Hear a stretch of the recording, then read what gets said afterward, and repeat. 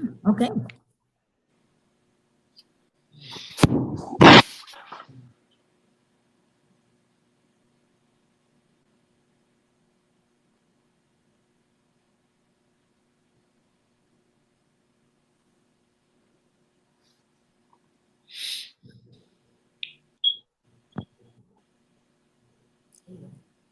Good evening. My name is Zola Burgess, and I'm with Mid-South Transplant Foundation, and I am the Community Outreach Coordinator. I've been in Mid-South for about 19 years. We are so excited to have you join us this evening for this panel. August is National Minority Donor Awareness Month, which is why we are highlighting the critical need in the community with the roles for minorities in organ and tissue donation. Tonight, you will hear from those involved in various aspects of donation and transplantation. We have stories from a minister who's actually waiting on a heart transplant. Families who have had to make a decision by donating their loved ones' organs, and you will hear from Miss South Transplant Foundation assistant medical director as well. And we want to talk about what is a National Donor Minority Month. National Donor Awareness Month is a collaborative initiative with the National Organ Tissue Donation Multicultural Action Group. And it is to save and improve the quality of lives on a diverse community by creating a positive culture of organ and tissue donation. We like to heighten the awareness to donation in the multicultural communities, focusing primarily on African Americans, Blacks, Hispanics, Latinos, Asian Pacific Islander and American Indians, and Alaskan Native communities. National Minority Donor Awareness Month is focused on the outreach and education, including virtual events and messaging.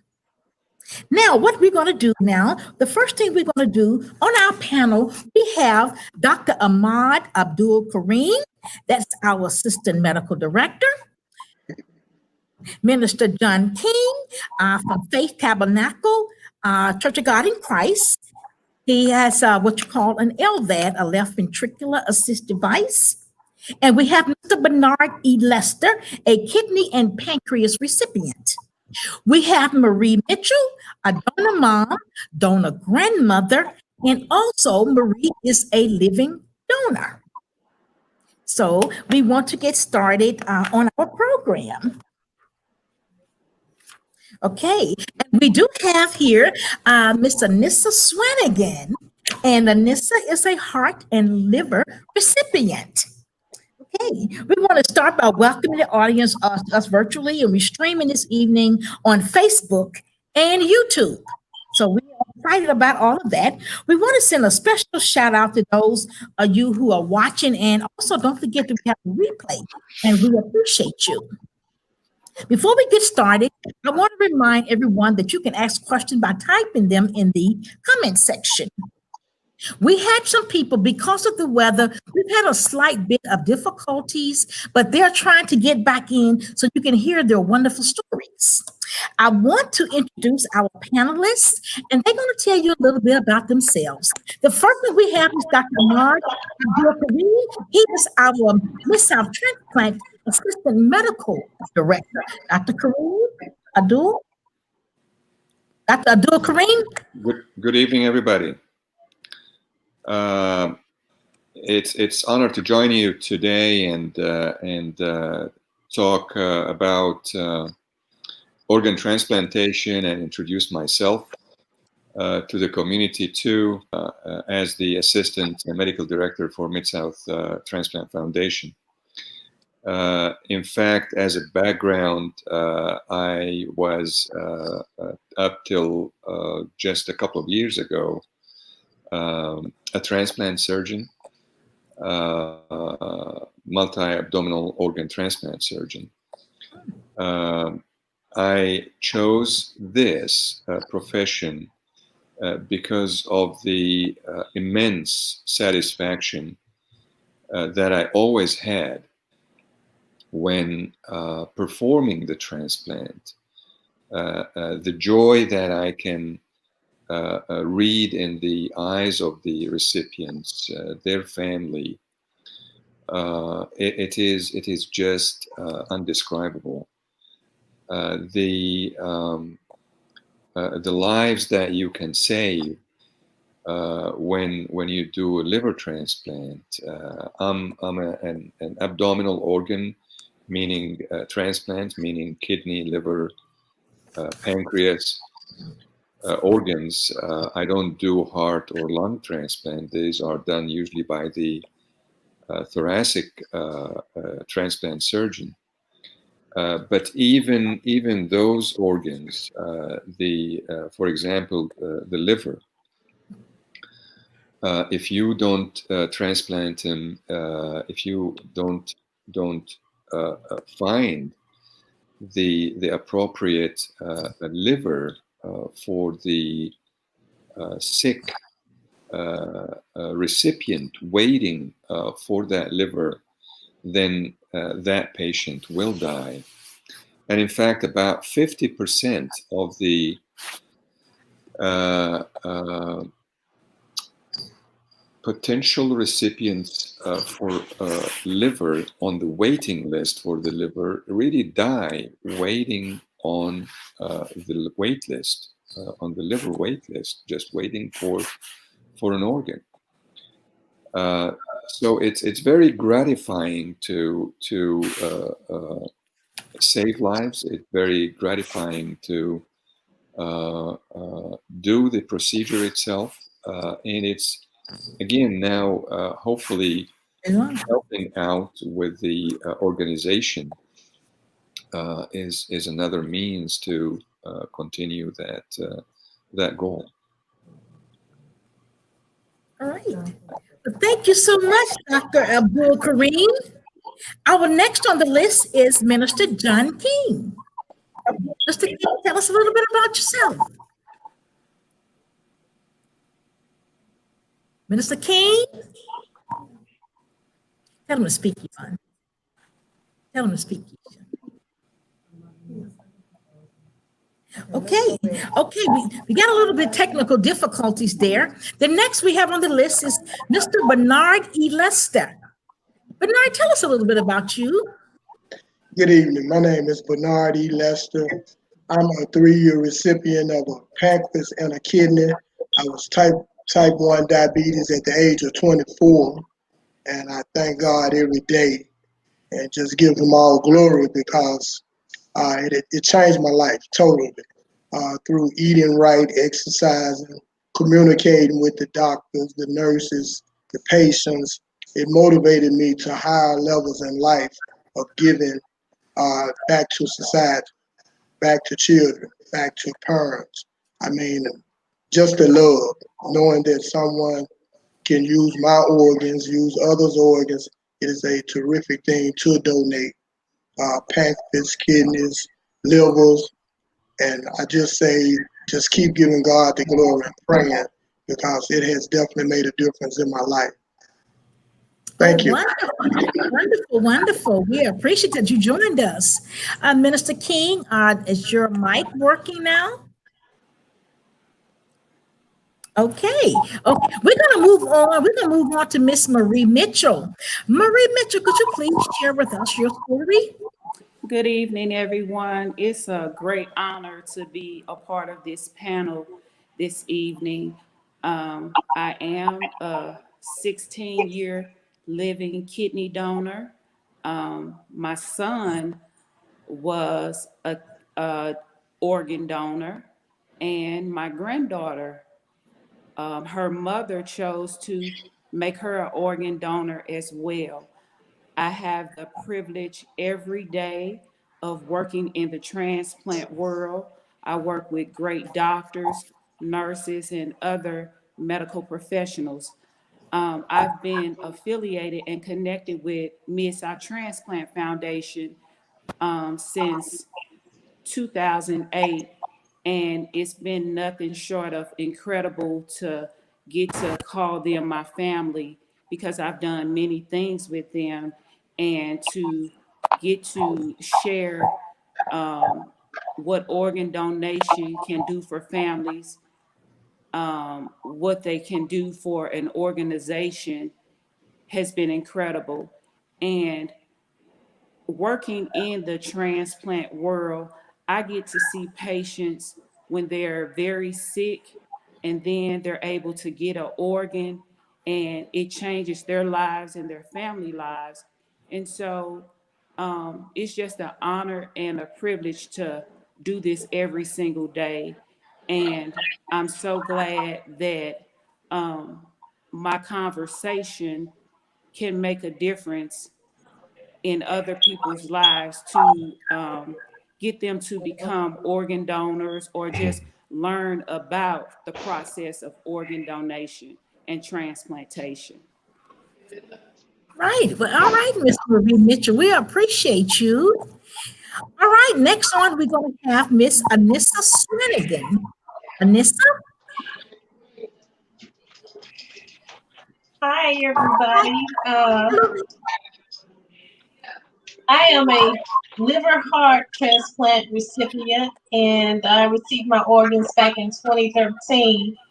I found out that I had hypertrophic cardiomyopathy when I got pregnant, and I was like sort of in my late 30s, and never knew that I had any health issues.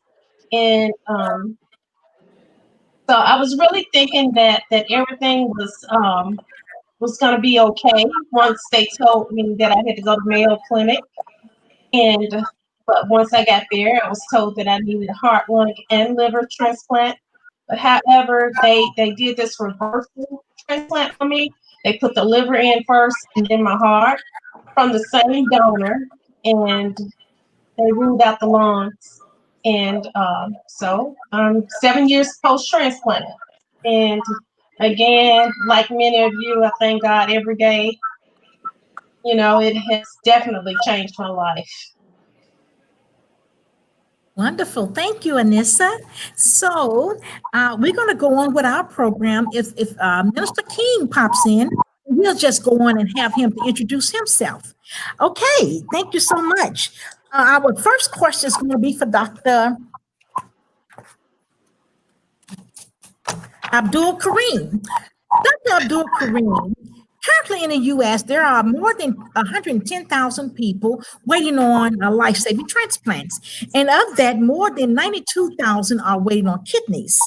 Nearly 60,000 of those are minorities. Can you please explain to us why there is a disproportionate need for kidneys than any other organ in the multiracial community? Yeah, it's a good question. Unfortunately, African American community are more prone to some diseases that predispose to end-stage renal disease, or what we call it, kidney failure. And these diseases are, in principle, high blood pressure, or what we call it, hypertension, and diabetes. And this is very unfortunate, but it seems to be affecting the African American more than the rest of the population, and that is the main explanation for high prevalence of end-stage renal disease in the African American population. Okay, thank you, Dr. Kareem. Abdul Kareem. Here we're going to talk a little bit about the organs that can be transplanted. Dr. Abdul Kareem, could you please share that with us again about the organs that can actually be transplanted? And if you could go into the tissue we. The organ that could be transplanted are really multiple, and it depends whether we're talking about abdominal or thoracic transplant. Abdominal organs are available within the abdomen, and the thoracic organs are the organs that are available within the chest. So we have for any potential donor, all these organs could be made available for donation, and these are the heart, the lungs, the kidneys, the liver, the pancreas, the intestines, and tissue donors as well. Yes, sir.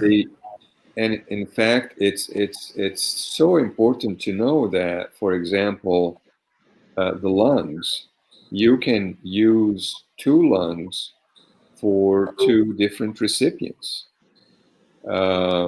It's so amazing that this happens. The same thing, like with kidneys. Two kidneys go to two donors. And even in donors whose kidneys function is not perfect, you can sometimes use two kidneys from a donor to one recipient. Yes. So there's so much potential of benefiting from these organs. Yes, sir. But we want to talk a little bit about here in the Mid-South. Just in Shelby County alone, we have over 200,000 people that are on dialysis. And that one organ is so much in need. Over 200,000, think of that. But we have to make this better. One organ donor can save up to 8 lives and restore sight to 2 people. One organ donor and a tissue donor can enhance the lives of more than 75 people. Can you not imagine that? Okay, thank you so much, Dr. Bouchard. A lot of time people don't register because they heard and believe some of the misconceptions that circulate in the community. Let's spend a little time to talk about the top myths that we've heard. Mr. John King, can you hear me? Okay, Mr. King has been frozen again, and I'm just going to go with his question. My religion doesn't support organ donation, organ tissue donation. Yes, all mainstream religions support organ and tissue donation. They consider it an act of kindness. It's a gift, and we just can't find a better gift than the gift of life. Now we want to talk about how ultimate it is. We want to give Anissa. Anissa, I'm going to ask you this question. Wealthy and famous people are more likely to receive a transplant because of their financial and celebrity status. Could you help us on that, please? Yeah, I think that is definitely true, and it's because that they have more resources, better resources to travel and to be on multiple transplant lists, and being on multiple transplant lists, different regions. I think that that'll give you a better and quicker option to get what you need. Turn it around. Okay, Anissa, now when you received your transplant, you were not of a wealthy person, but because you were so sick, missing a heart and a liver, you actually went to the top of the list. Is that right? And you were not a celebrity.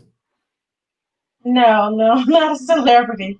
I think what happened in my case, even Mayo Clinic, they didn't really know what was wrong with me at one time.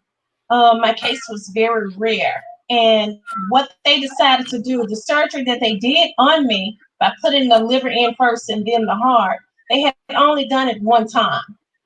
And because at that time, when they told me that I needed all 3 organs, heart, lung, and liver, they told me that I wasn't going to be a good candidate to have all 3 organs transplanted.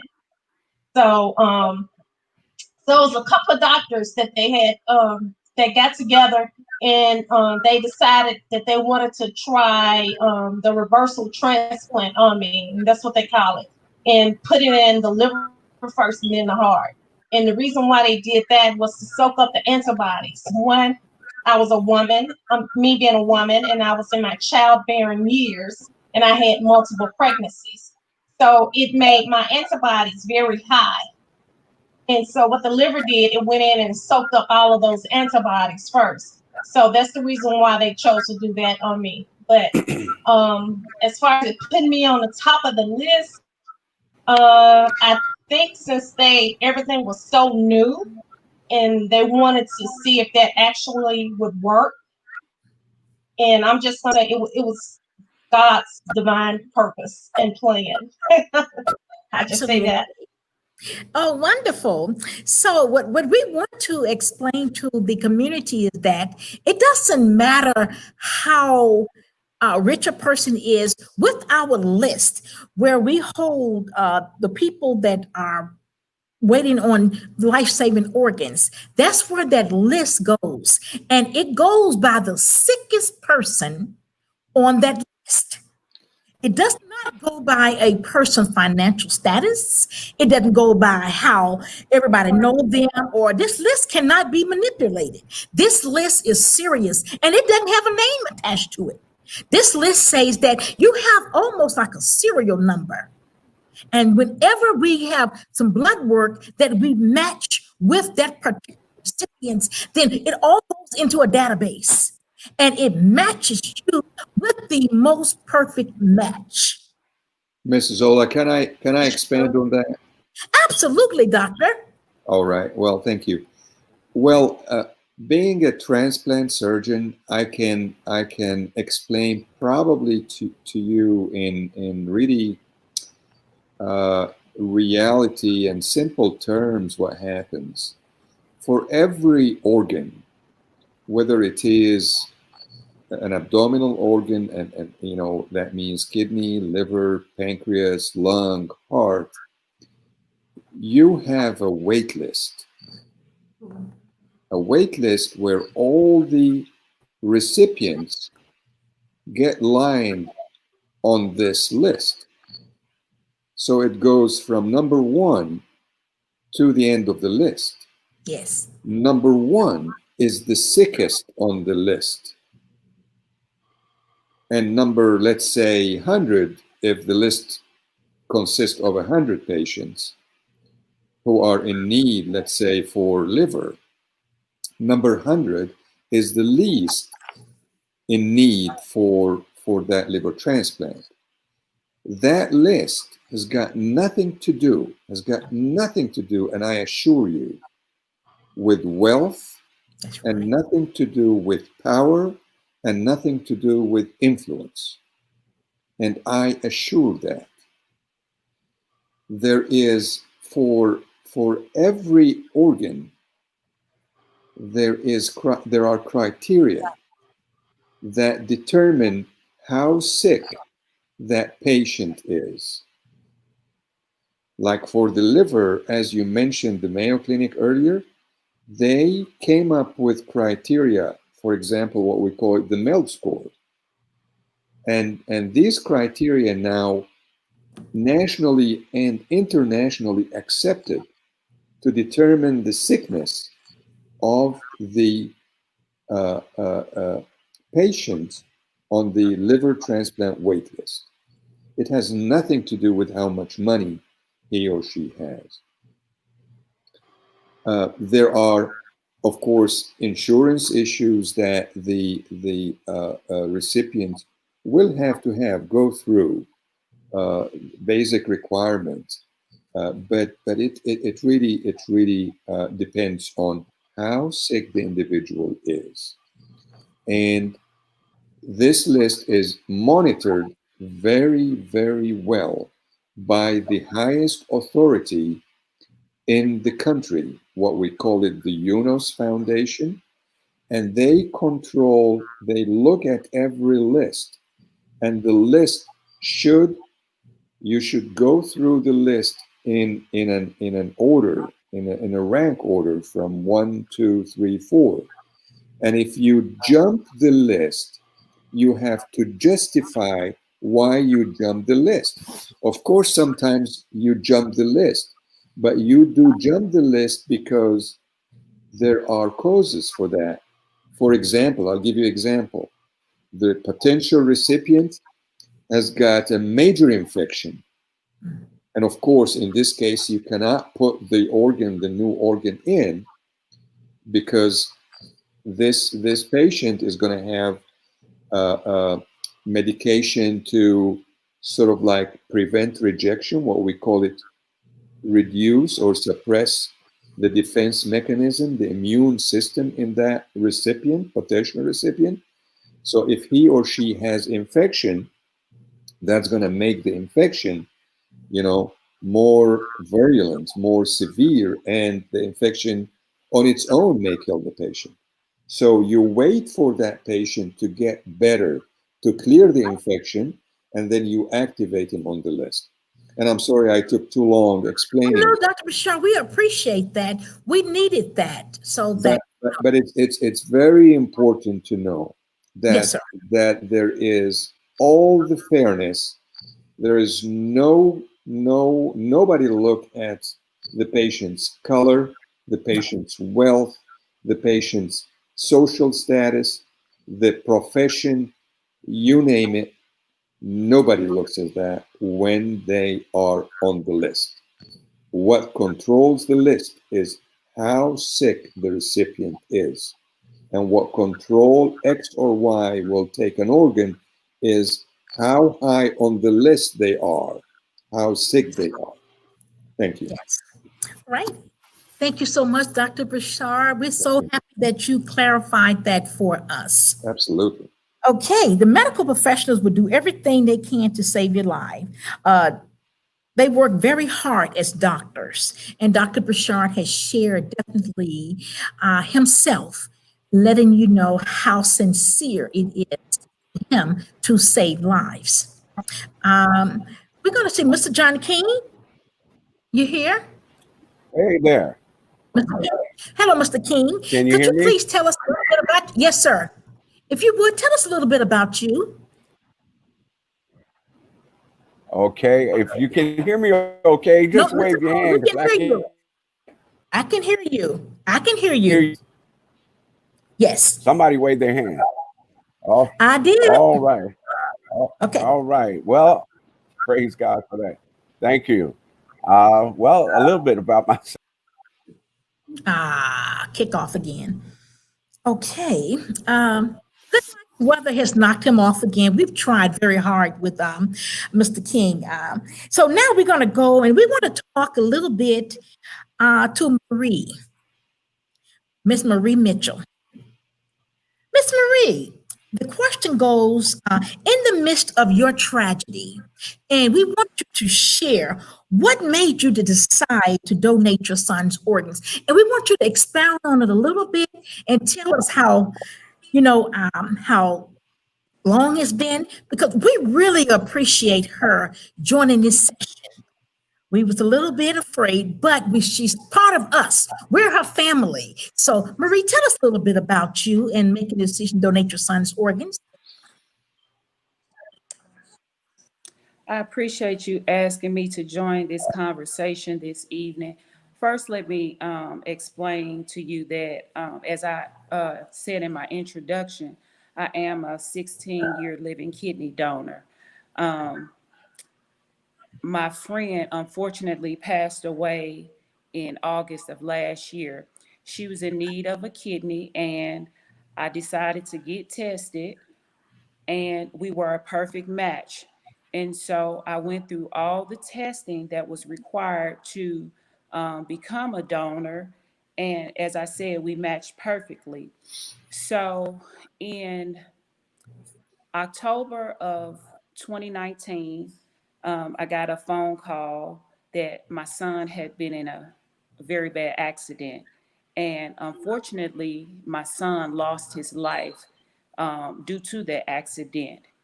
And the great thing about me being an organ donor and my son seeing me go through the process, he decided to become an organ donor. My son signed his license in 2017, in February of 2017. So when my family, his dad, and myself, and the rest of my family, when we got the news that um, his situation couldn't be reversed, I initiated the conversation of organ donation with the doctors before they even approached our family. Because as I said, I do work in a transplant world and I'm very familiar of the process. I approached them and I spoke with his dad and I told him of my wishes, and he agreed that we could do that. We would only donate his organs, not his tissues, because he wasn't quite comfortable with that. And so we did decide to donate his organs, and we went through that process. And so through that process, as I said, my son signed his driver's license and he was on the registry. And so when they went to look into the system, he signed his license. He was able to donate his kidneys and his liver. So he was able to save 3 lives.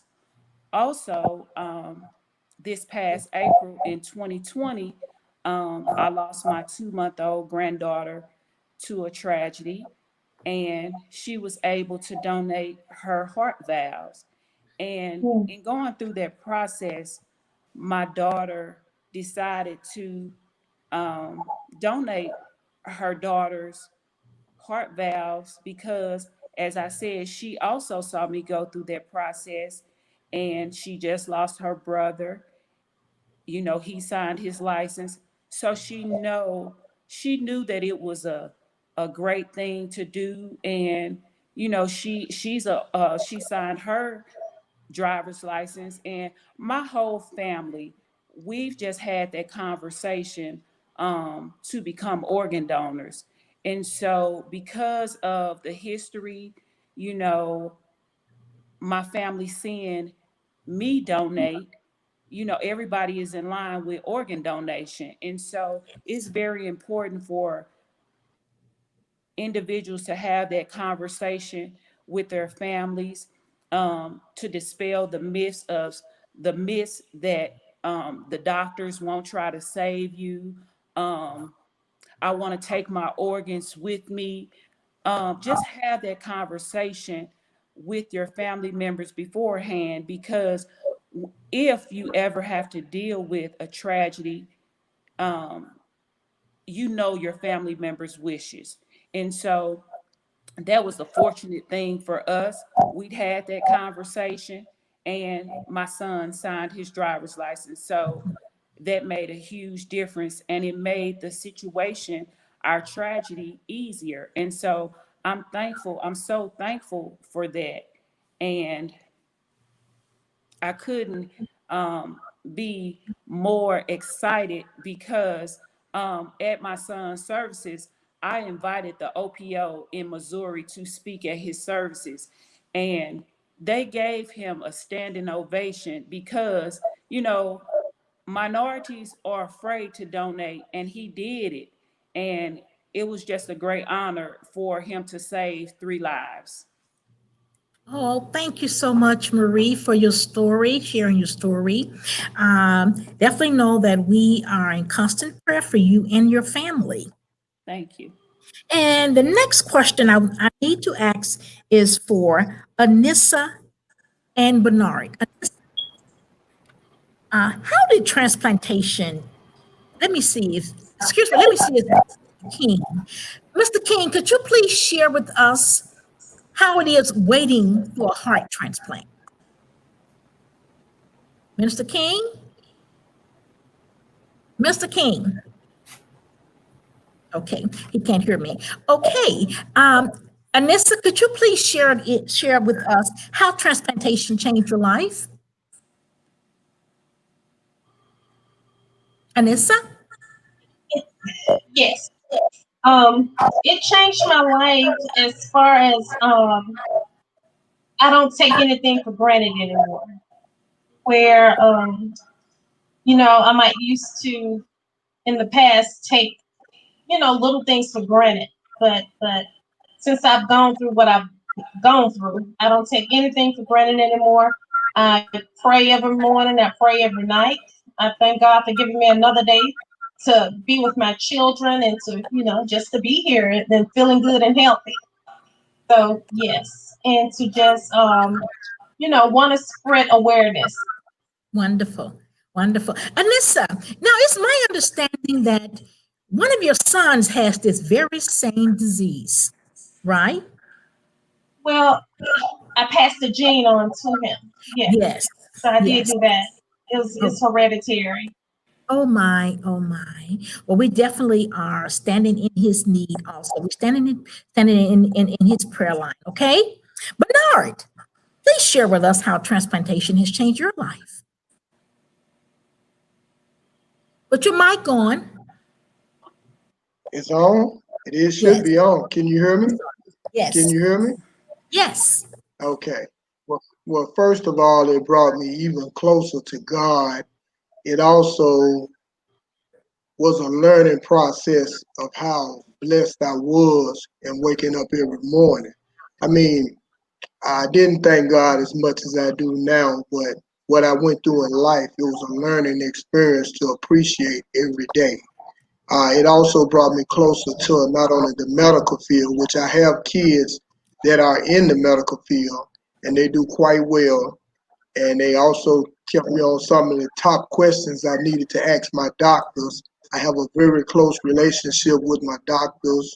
I still deal with a lot of people that go through dialysis, that's that has diabetes, just sick people, period. Because you never know who you may be encouraging to just carry on another day by just sharing positive things with them and sharing God's word with them. I mean, it's a motivator. Every day I wake up, I'm thanking God, and I'm trying to do something positive. I'm trying to give back to not only the kids but to the world because I've learned that with life, the blessings will continue getting even more powerful. And I just thank God for every day. Transplant has really made me just a better Okay, let person, me ask you this, a stronger man. Bernard. You was on dialysis and type 1 diabetes. Now tell us what it was like you been on dialysis and diabetes. Well, starting at 24 years old and having a hard memory in the 10th grade limited my playing sports. But finding out that I had diabetes, my coaches have always worked with me because they knew I loved being an athlete. And after finding out at 24 that I had diabetes, checking my sugar 3 times a day, giving myself injections 3 times a day, uh, it just I don't know. I began to want to do better. I mean, I started working out, eating better because what we put in our body makes a world of difference. I gave up a lot of bad habits I had, but I also continue praying and continue keeping myself in God's hand. And that is what really has gotten me this far in life. I'm 58 years old, and believe me, through dealing with older people, I can see myself getting to be 101 years old All right. because they encourage me more than anybody. I mean, older people, elderly people, I love them so much because believe me, they just need a friend too. They need someone to talk to. And it's an inspiration for me to share not what I've been through with life, but just knowing that I have been blessed to still be here every day. Absolutely. We thank y'all for sharing that, but we do want you to know that older crowd that you have, we want you to make sure that they register to be an organ and tissue donor also, okay? Because organ Okay. donation does not have a limit on age. You know, everybody is eligible. Upon coming into the hospital, everybody is evaluated. So they too be an organ and tissue donor. Now, I want to talk about just me, how important it is for your family to know that you are a registered organ and tissue donor. That is very important. A lot of times your family, they don't even know. So this is something that needs to be shared because the process says that when a person has a unsurvivable injury, the hospital takes care of them. But if this person will not survive this injury, then they will call us, and we are the OPO, the Organ Procurement Organization, and we will come out and we'll sit down and talk to the family about the possibility of your loved one being an organ and tissue donor. But if you have registered to be an organ and tissue donor, we want you to know that that was what we call first person consent. That means that you, with your special self, have given us the authorization to transplant your organs. Okay? So transplant does take place.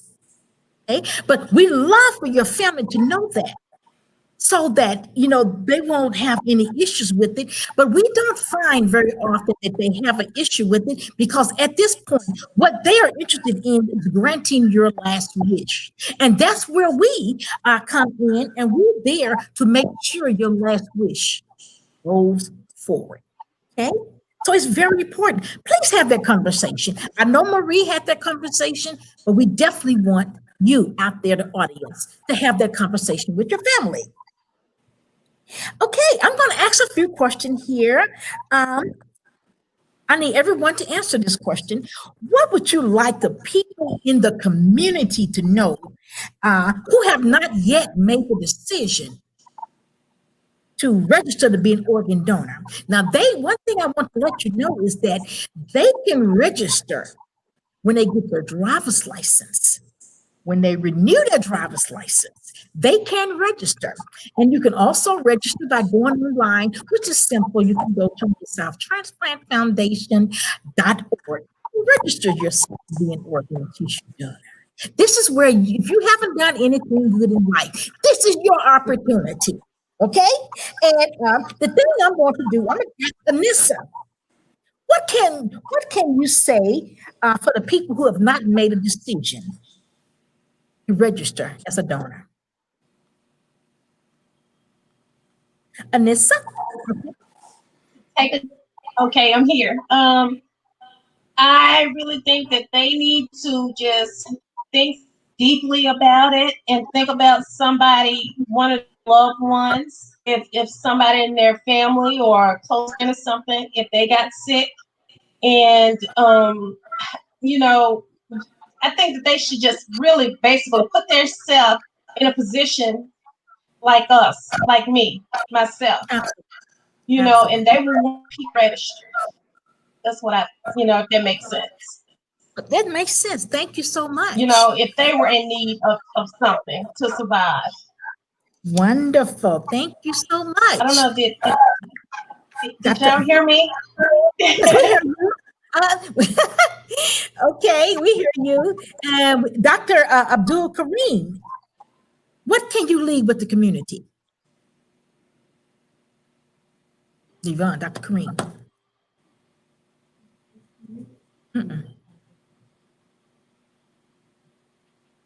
Okay. I'm sorry, I got a glitch with the Yes, internet. Okay, the question was, Dr. Kareem, if you could share with the community, the people who have not yet made a decision to be an organ donor, what can we do to get them to register? What word do you have for them?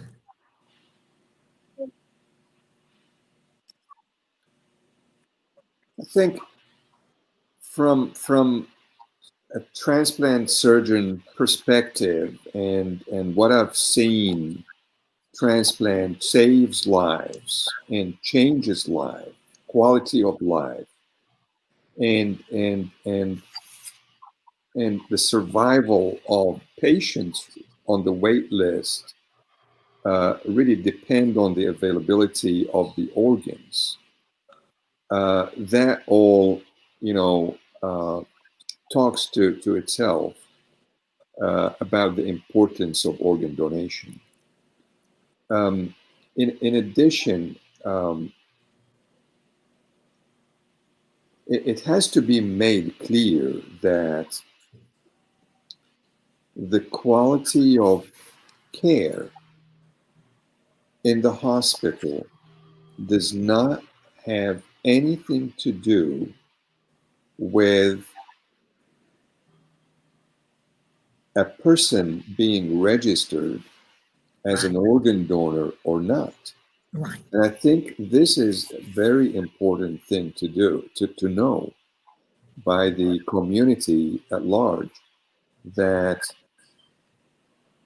this is not in the medical records. I'm a practicing physician, a practicing surgeon right now, and when you look and flip around in the medical records, there's no mention of organ donation in that at all. So I have to make it extremely, extremely clear, simple, and straightforward that the quality of care of any patient at any degree of sickness has got nothing to do with the fact that he or she are organ donors or not. Yes, sir. All right. Thank That's all. you. Thank you.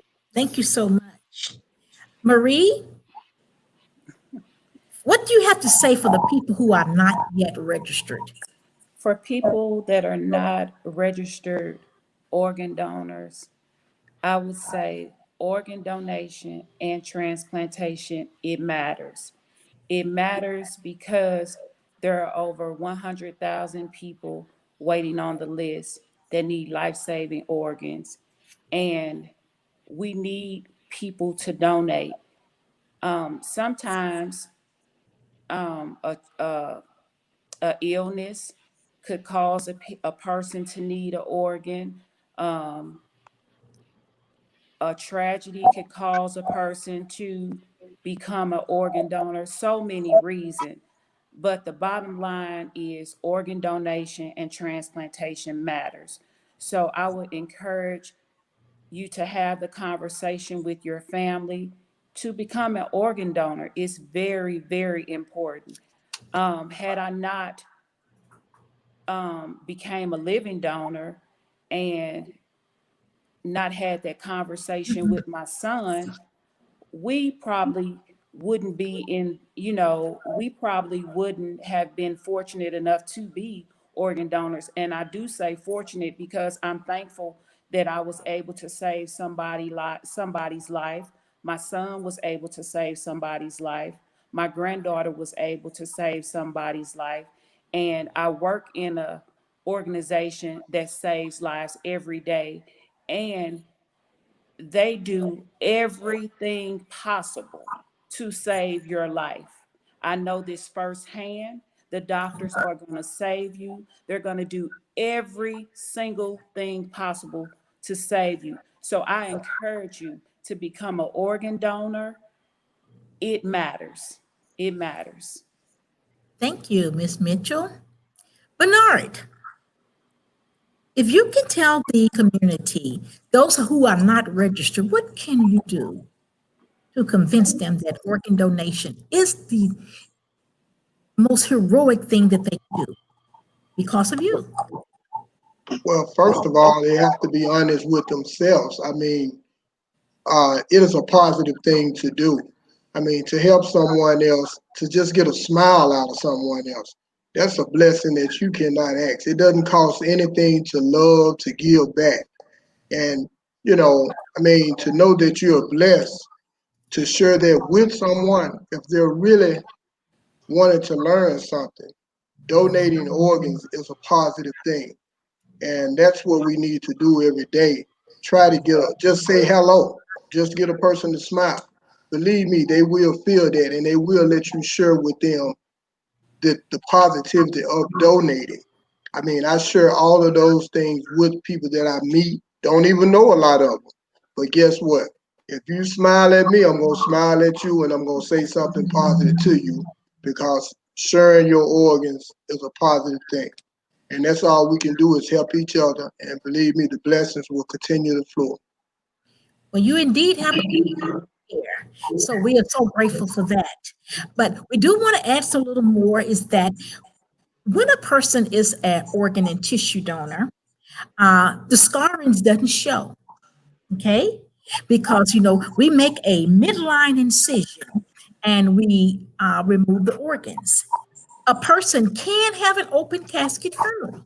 I know that's a lot of things that people want to say, but they can have an open casket funeral, and that is excellent. But then also their legacy lives on.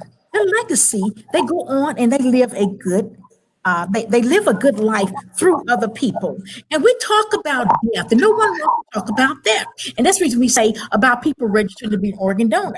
We consider death here as a death is a matter of change in form and transition.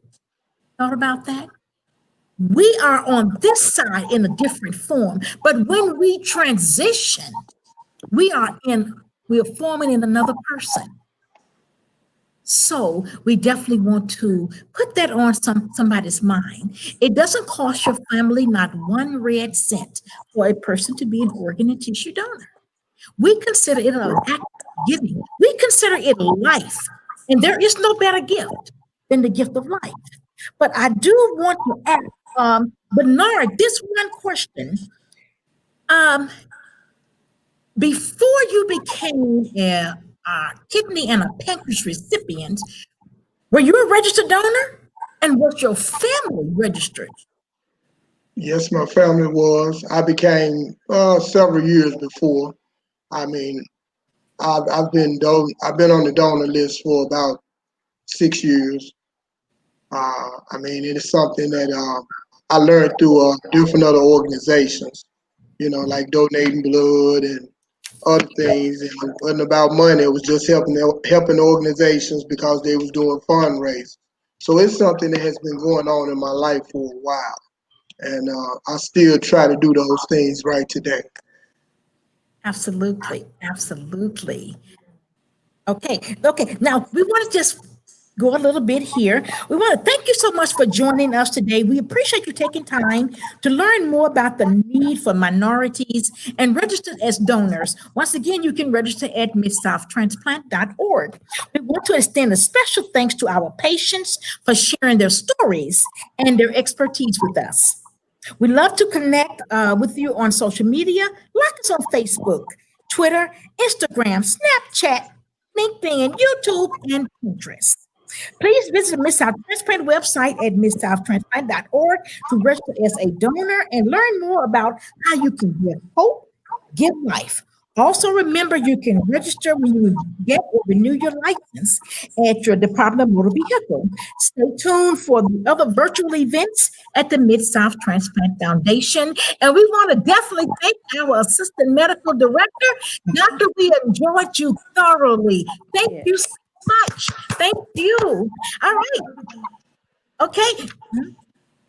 Yes, we want to thank Miss Marie Mitchell and Bernard E. Lester, and Mr. Swanigan, and Minister John King, who kept getting kicked off due to the weather. But we have more virtual events that we're going to definitely bring Mr. King in on, because Mr. King was waiting on a heart transplant. Currently, he has an LVAD, which is a left ventricular assist device. So Mr. King really has something going here that I wanted everybody to hear his story about how that machine is doing him each and every day. And we're just waiting for him to get that blessed gift, the gift of life, a heart transplant. Thank you so much. Tune in with us later.